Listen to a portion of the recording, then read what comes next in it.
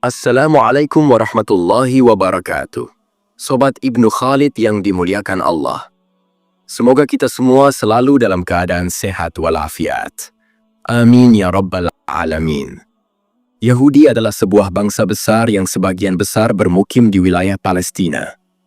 Dalam benak kita sebagai umat muslim, bangsa Yahudi seringkali teringat sebagai kaum yang menindas rakyat Palestina. Bahkan dalam beberapa tahun terakhir, kita sering mendengar berita tentang pembunuhan dan penyiksaan terhadap kaum muslimin yang tinggal di wilayah tersebut. Tahukah teman-teman sekalian, bahwa bangsa Yahudi ini terkenal sebagai bangsa yang paling sering membunuh para nabi utusan Allah?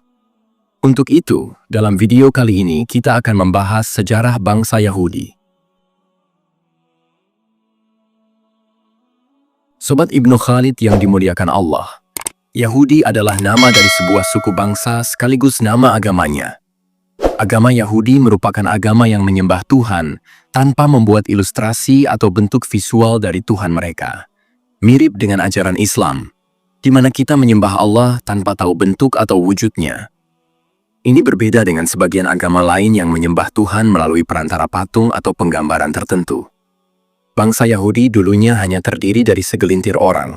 Namun seiring berjalannya waktu, jumlah mereka terus bertambah dan tersebar ke seluruh penjuru dunia. Mereka pun membangun peradaban-peradaban di tempat-tempat yang mereka tinggali. Bisa dikatakan, bangsa ini senang hidup berkelompok bersama sesama kaumnya. Pembahasan tentang Yahudi kali ini akan agak panjang dan cukup detail, karena kita akan mulai dari awal kemunculan bangsa ini. Bangsa Yahudi berasal dari keturunan Nabi Ibrahim alaihissalam. Nabi Ibrahim memiliki 2 istri dan seorang budak. Yang dikenal secara umum adalah istrinya bernama Siti Sarah. Budaknya bernama Siti Hajar. Dari istrinya Siti Sarah, lahirlah keturunan yang juga menjadi nabi seperti ayahnya, yakni Nabi Ishak alaihissalam. Nabi Ishak menikah dengan seorang wanita bernama Ribka. Selama bertahun-tahun pernikahan, mereka belum juga dikaruniai anak. Hingga akhirnya, Ribka divonis mandul. Namun, Nabi Ishak tidak putus asa. Ia terus memohon kepada Allah agar diberikan keturunan dari istrinya tercinta. Allah pun mengabulkan doanya. Suatu hari, Ribka hamil dan melahirkan anak kembar yang diberi nama Esau, Ansis, dan Yakub. Dari 2 anak itu, Yakub adalah anak yang paling saleh. Karena itu, ia menjadi nabi menggantikan ayahnya. Kita mengenal beliau sebagai Nabiullah Yakub alaihissalam. Nabi Yakub memiliki banyak saudara dan sering mengalami konflik dengan mereka. Ia sering pergi menyendiri di malam hari.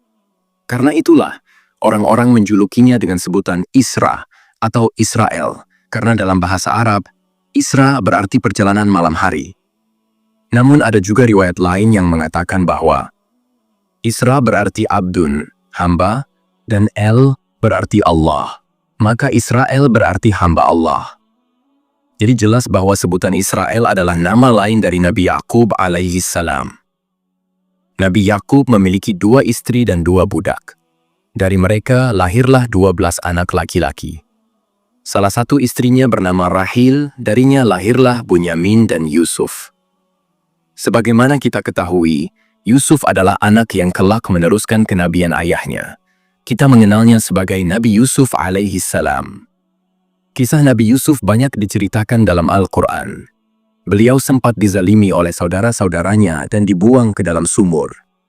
Ia kemudian ditemukan oleh kafilah dagang dan dibawa ke Mesir. Di Mesir, Nabi Yusuf dibeli oleh pejabat tinggi kerajaan, dan karena kecerdasannya, ia diangkat sebagai bendahara kerajaan Mesir. Saat menjadi bendahara, Nabi Yusuf mengajak seluruh keluarganya dari Palestina, Syam, untuk pindah ke Mesir. Tak ada satu pun dari keluarganya yang tertinggal. Seluruh 12 saudaranya dan ayahnya, Nabi Yakub, ikut serta. Di Mesir mereka diberikan tempat tinggal dan fasilitas terbaik, karena Nabi Yusuf sangat dihormati oleh penguasa saat itu. Seiring berjalannya waktu, keluarga Nabi Yusuf berkembang biak di wilayah Mesir. Dari keturunan inilah kemudian muncul kelompok yang disebut Bani Israel. Bani Israel artinya anak-anak keturunan Israel, yaitu anak-anak Nabi Yakub. Selama Bani Israel berada di Mesir, mereka sangat dihargai dan hidup dalam keadaan sejahtera. Mereka diberikan fasilitas yang luar biasa, hidup mewah, dan berkembang dengan sangat pesat. Namun, setelah Nabi Yusuf alaihi salam wafat, suku terbesar di Mesir yang bernama suku Kipti mulai menekan kaum Bani Israel. Suku Kipti ini kemudian mulai menjajah dan berusaha mengusir Bani Israel dari tanah Mesir. Kejadian ini membuat kaum Bani Israel tertindas, hingga akhirnya Allah mengirimkan pertolongan dengan mengutus seorang nabi, yaitu Nabi Musa alaihi salam. Ia diutus sebagai nabi bagi Bani Israel dan bertugas untuk mendakwahi Firaun. Nabi Musa dikenal memiliki banyak mukjizat luar biasa. Yang paling terkenal adalah kemampuannya membelah Laut Merah, tentu saja dengan izin dan kuasa Allah Subhanahu wa Ta'ala. Berikut adalah beberapa mukjizat Nabi Musa yang disebutkan dalam Al-Quran. Pada suatu hari, ketika musim kemarau yang sangat panjang, kaum Bani Israel mengeluh kepada Nabi Musa karena kekurangan air. Semua sungai, oasis, dan sumur mengering. Nabi Musa kemudian berdoa kepada Allah, dan Allah memerintahkannya, "Pukullah batu itu dengan tongkatmu, wahai Musa." Lalu Nabi Musa memukul batu tersebut, dan keluarlah 12 mata air dari dalam batu itu. Setiap suku dari Bani Israel pun mendapatkan bagiannya, dan air tersebut mencukupi kebutuhan seluruh kaum mereka. Ketika Nabi Musa dan Bani Israel dikejar oleh tentara Firaun dan sudah terdesak di bibir Laut Merah, Allah berfirman, "Pukullah laut itu dengan tongkatmu."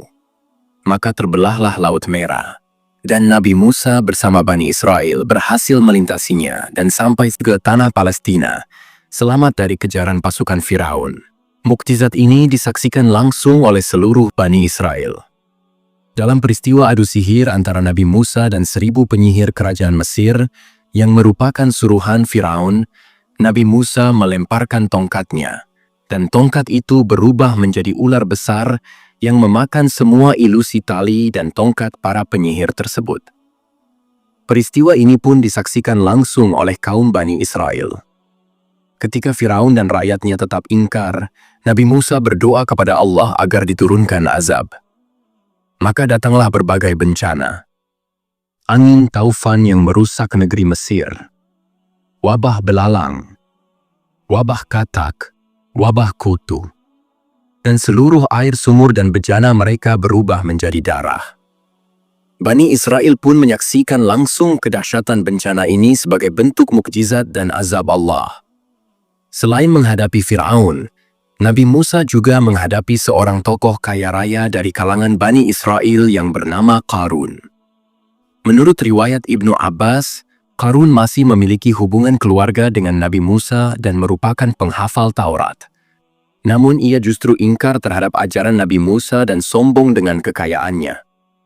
Inilah asal mula istilah harta Qarun yang merujuk pada kekayaan yang luar biasa namun membawa petaka. Dengan izin Allah, Nabi Musa pernah menghidupkan orang mati. Kisahnya, ada seorang lelaki dari kaum Bani Israel yang terbunuh, namun tidak diketahui siapa pembunuhnya. Maka Allah memerintahkan Nabi Musa untuk memukul jasad korban dengan bagian dari seekor sapi. Kisah inilah asal mula nama surah Al-Baqarah. Setelah dipukul, orang tersebut hidup kembali dan menyebutkan siapa pembunuhnya. Kemudian ia kembali wafat. Peristiwa ini pun disaksikan oleh banyak orang dari kalangan Bani Israel. Meskipun telah menyaksikan begitu banyak mukjizat, kaum Bani Israel tetap keras kepala dan enggan taat kepada ajaran Nabi Musa serta perintah Allah. Mereka terus melakukan pelanggaran dan menolak kebenaran.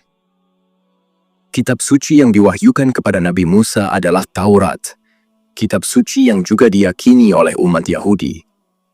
Taurat merupakan kitab yang langsung ditulis oleh Allah dan diturunkan kepada Nabi Musa sebagai petunjuk bagi Bani Israel. Taurat ini diturunkan di Palestina dan proses turunnya memakan waktu 40 hari. Jadi begini ceritanya teman-teman. Nabi Musa alaihissalam diperintahkan oleh Allah untuk pergi ke Bukit Thur, yang lebih dikenal dengan nama Tursina. Sebelum berangkat ke sana selama 40 hari, Nabi Musa menitipkan kaumnya kepada Nabi Harun, saudaranya sendiri yang juga merupakan seorang nabi. Berangkatlah Nabi Musa menuju Bukit Tursina. Namun selama Nabi Musa pergi, kaum Bani Israel justru menyembah berhala. Berhala itu berbentuk patung anak sapi yang mereka buat dari emas. Mereka kembali kepada kebiasaan jahiliyah, padahal sebelumnya telah melihat berbagai mukjizat Allah. Setelah 40 hari berlalu, Nabi Musa pun kembali kepada kaumnya. Betapa terkejutnya beliau ketika melihat kaum Bani Israel sedang menyembah berhala, dan banyak dari mereka bahkan telah murtad dari ajaran Tauhid. Nabi Musa pun marah besar kepada Nabi Harun, yang ia beri amanah menjaga kaumnya selama ia pergi. Saking kesalnya, Nabi Musa menarik rambut dan janggut Nabi Harun sambil berkata, "Mengapa engkau biarkan mereka menyembah berhala selama aku tinggal?" Namun Nabi Harun menjawab, "Wahai saudaraku, mereka mengancam akan membunuhku jika aku melarang mereka. Aku takut perpecahan terjadi di antara mereka." Lalu Nabi Musa memerintahkan kaum Bani Israel untuk bertobat kepada Allah dan tobat mereka sangat berat. Mereka harus membunuh diri mereka sendiri satu persatu sebagai bentuk penyesalan atas kemurtadan mereka. Namun karena keras kepala dan sombong, mereka menolak perintah tersebut. Maka Nabi Musa pun berdoa kepada Allah. Dengan izin Allah, Bukit Tursina pun terangkat dan melayang di atas kepala mereka. Nabi Musa mengancam, "Jika kalian tidak mau bertobat sekarang juga, bukit ini akan dijatuhkan ke atas kalian." Akhirnya karena ketakutan, satu persatu mereka pun menjalankan perintah tobat itu, dan terbunuhlah mereka yang telah menyembah patung anak sapi. Masya Allah, sungguh mengerikan bentuk tobat mereka, tetapi itulah konsekuensi dari kemurtadan setelah menyaksikan begitu banyak mukjizat. Begitu keras kepala dan sombongnya kaum Bani Israel. Berkali-kali mereka menyaksikan mukjizat Allah melalui Nabi Musa, namun tetap tidak mau tunduk dan taat. Padahal, dulunya mereka adalah kaum tertindas yang diselamatkan dari Fir'aun, diberi nikmat diselamatkan dari kelaparan dan kehancuran. Tapi tetap saja, mereka kufur terhadap nikmat Allah. Setelah peristiwa tersebut, Nabi Musa, Nabi Harun, dan Bani Israel melanjutkan perjalanan menuju Palestina, melewati padang pasir yang sangat luas. Ketika mereka sudah mulai mendekati gerbang wilayah Baitul Maqdis, Nabi Musa memerintahkan Bani Israel untuk bersiap berperang melawan kabilah-kabilah yang tinggal di sana, seperti kabilah Kanaan, kabilah Amori, kabilah Yabusiyah, kabilah Finikia. Namun ketika diperintahkan untuk menyerbu dan merebut tanah suci tersebut, kaum Bani Israel malah takut. Mereka tahu bahwa di dalam Baitul Maqdis terdapat pasukan-pasukan kuat dan pemimpin yang kejam. Alih-alih patuh, Bani Israel justru berkata kepada Nabi Musa, "Pergilah engkau bersama Tuhanmu dan berperanglah. Kami di sini duduk-duduk saja." Masya Allah, betapa keras kepalanya kaum ini. Padahal Allah telah menjanjikan kemenangan, dan Nabi Musa telah memberi kabar gembira bahwa perang ini akan dimenangkan jika mereka taat. Namun mereka tetap membangkang. Melihat hal itu, Nabi Musa pun berdoa, "Ya Rabbku, aku tidak memiliki seorang pun kecuali saudaraku Harun. Maka pisahkanlah aku dari orang-orang yang fasik ini." Lalu Allah mengirimkan kabut tebal yang menyelimuti wilayah tempat tinggal mereka. Kabut itu sangat pekat, hingga mereka tidak bisa melihat jalan. Saat berjalan ke satu arah, mereka malah kembali ke tempat semula seolah kabut ini menyesatkan mereka dan membuat mereka terjebak. Di akhir perjalanan ini, Nabi Musa dan Nabi Harun tetap melanjutkan perjalanan menuju Palestina, meski kaum mereka membangkang. Namun dalam perjalanannya, Allah mewafatkan kedua nabinya sebelum mereka sempat memasuki gerbang Baitul Maqdis. Sobat Ibnu Khalid yang dimuliakan Allah, setelah Nabi Harun wafat, barulah Allah mewafatkan Nabi Musa alaihi salam. Kemudian Allah menggantikan kepemimpinan mereka dengan seorang nabi bernama Yusha bin Nun. Siapakah Nabi Yusha bin Nun? Dikisahkan, Nabi Yusha adalah pendamping setia Nabi Musa, terutama saat Nabi Musa hendak bertemu dengan Nabi Khidir. Kisah pertemuan Nabi Musa dan Nabi Khidir ini cukup populer dan diabadikan dalam Al-Quran, dalam surah Al-Kahfi. Nah, teman-temanku sekalian, Nabi Yusha inilah yang berhasil membawa kaum Bani Israel memasuki Baitul Maqdis. Dengan izin Allah, pasukan Nabi Yusha memenangkan peperangan melawan kaum yang sebelumnya mendiami wilayah tersebut. Dari kisah ini, kita bisa simpulkan bahwa Bani Israel bukanlah penduduk asli Baitul Maqdis. Mereka adalah pendatang yang dulunya tinggal di Mesir, lalu diusir, kemudian diselamatkan oleh Nabi Musa. Setelah itu, mereka hijrah ke Palestina dan akhirnya merebut kota Baitul Maqdis melalui peperangan bersama Nabi Yusha. Akhirnya, Baitul Maqdis ditempati oleh kaum Bani Israel yang saat itu dipimpin oleh Nabi Yusha bin Nun. Setelah Nabi Yusha wafat, Allah terus mengutus nabi-nabi lain untuk memimpin dan membimbing Bani Israel. Setiap kali seorang nabi wafat, digantikan oleh nabi berikutnya. Begitulah seterusnya. Namun seiring waktu, Bani Israel mulai bosan. Mereka berkata, "Mengapa kami selalu dipimpin oleh nabi? Kami ingin dipimpin oleh seorang raja." Nabi terakhir sebelum berubahnya sistem pemerintahan mereka menjadi kerajaan adalah Nabi Samuel. Seiring berkembangnya kaum Bani Israel, mereka menjadi kabilah besar yang kuat di wilayah Baitul Maqdis. Di sekitar mereka terdapat sebuah kaum yang dikenal sebagai kaum Jalut, yang terkenal karena postur tubuh mereka yang besar dan tinggi, serta jumlah pasukan mereka yang banyak. Suatu hari, kaum Jalut menyerang Bani Israel dan berhasil merampas sebuah tabut pusaka, yaitu Tabut Perjanjian. Apa itu tabut? Tabut adalah sebuah kotak besar yang sangat suci dan berharga bagi Bani Israel.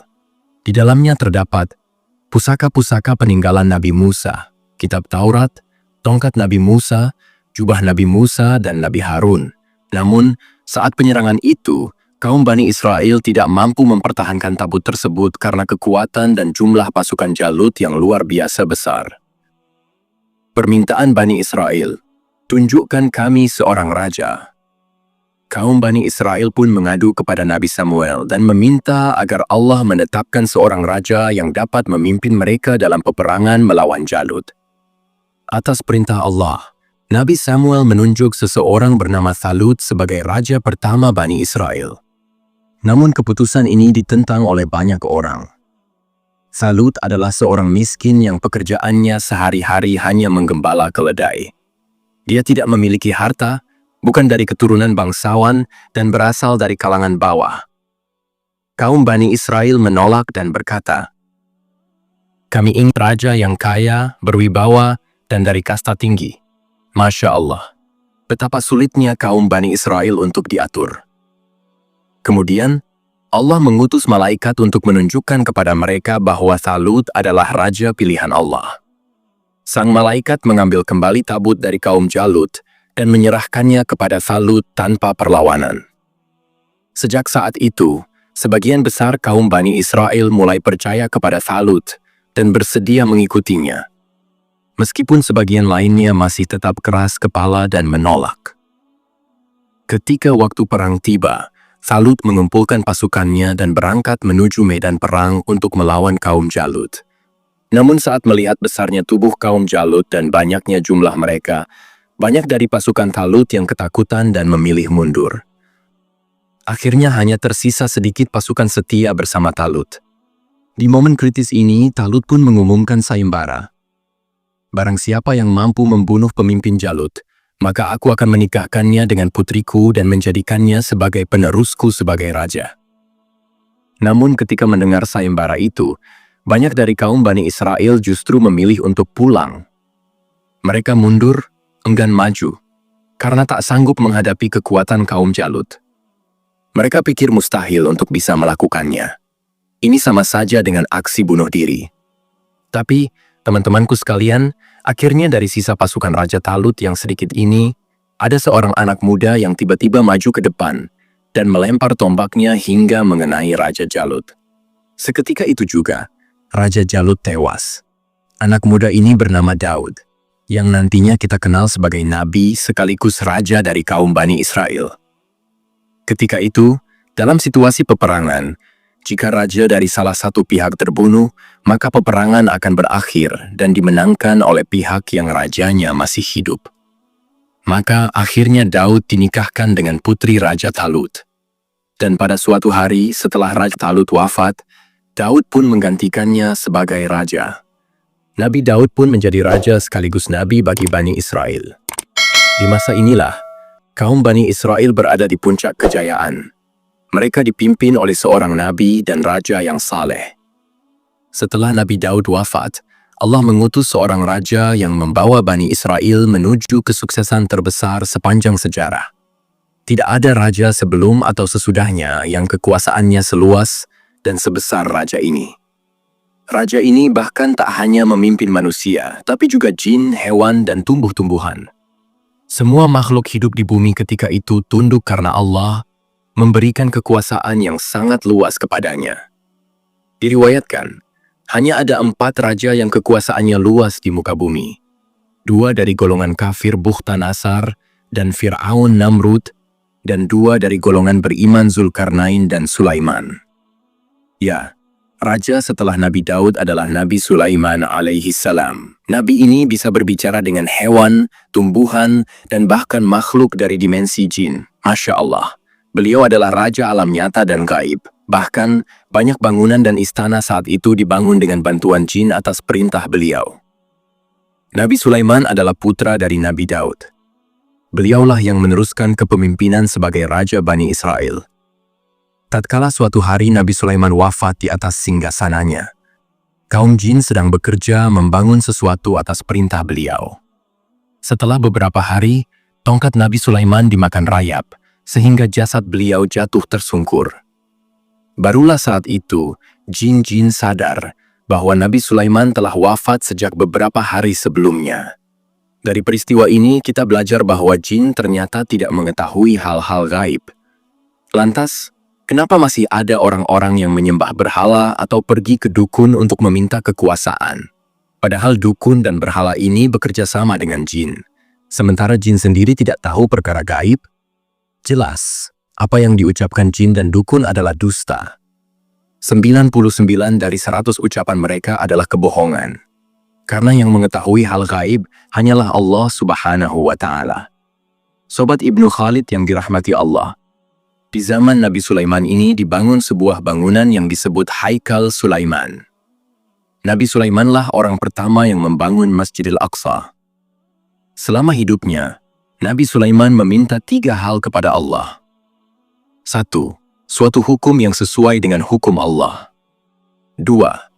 Kekuasaan yang tidak pernah diberikan kepada siapapun sebelum atau sesudahnya. 3. Agar siapapun yang selesai salat di Masjidil Aqsa diampuni seluruh dosanya seperti bayi yang baru dilahirkan. Teman-teman sekalian, apa yang dilakukan orang-orang Yahudi sekarang adalah mereka sedang menggali dan mencari lokasi tepat Haikal Sulaiman itu. Mereka berencana membangun kembali Haikal Sulaiman yang sudah lama terkubur. Menurut sejarah, lokasi Haikal Sulaiman berada di atas Masjidil Aqsa. Sampai hari ini pun mereka masih terus menggali. Saking dalam dan luasnya wilayah yang mereka gali, bangunan Masjidil Aqsa hampir roboh dan terbenam. Maka tak heran, ini memicu kemarahan umat Islam di seluruh dunia. Tujuan dari mereka yang berambisi membangun kembali Haikal Sulaiman adalah karena diyakini bahwa jika Haikal Sulaiman sudah tegak berdiri kembali, sang juru penyelamat orang Yahudi akan turun di sana. Sang juru selamat yang mereka tunggu-tunggu ini tak lain adalah Dajjal, sang pembawa fitnah terbesar di akhir zaman. Dari kisah ini bisa disimpulkan bahwa apa yang dilakukan orang-orang Israel saat ini sebenarnya adalah bagian dari persiapan menyambut kedatangan Dajjal, sang juru selamat palsu, yang nantinya akan memimpin mereka. Awalnya ia akan mengaku sebagai utusan Allah, tapi pada akhirnya akan mengaku sebagai Allah. Semua ini bisa terjadi karena mereka mengikuti isi Taurat.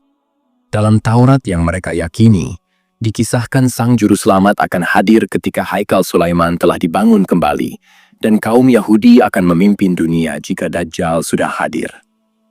Padahal teman-teman sekalian, dulu ketika Nabi Sulaiman wafat, negeri Palestina yang dihuni oleh Bani Israel diserang oleh pasukan Raja Bukhtanasar.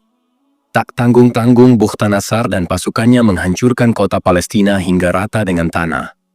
Bahkan Haikal Sulaiman pun dirubuhkan dan dihancurkan. Akibat peristiwa itu, kitab suci Taurat pun hilang. Bani Israel panik karena tidak ada satu pun yang benar-benar menghafalnya. Mereka pun berkumpul untuk menyusun kembali Taurat. Dari sinilah kesesatan kaum Bani Israel dimulai. Taurat yang mereka gunakan sekarang merupakan campuran antara firman Allah dan perkataan manusia. Sejak saat itu, fitnah mulai merasuki isi Taurat. Kandungannya tidak lagi sama seperti Taurat di masa Nabi Musa. Sobat Ibnu Khalid, dari sini kita paham mengapa tindakan kaum Bani Israel sekarang begitu aneh. Karena tuntunan yang mereka ikuti bukan lagi wahyu yang murni dari Allah, dan mereka akan terus menindas kaum muslimin di Palestina karena mengikuti isi Taurat versi modifikasi mereka. Wallahu a'lam bissawab. Oke teman-teman, itulah kisah tentang sejarah bangsa Yahudi. Semoga cerita kali ini bermanfaat. Mohon maaf bila ada kekurangan. Yang benar datangnya dari Allah Subhanahu wa Ta'ala. Jika ada khilaf atau keliru, itu dari saya sebagai manusia biasa.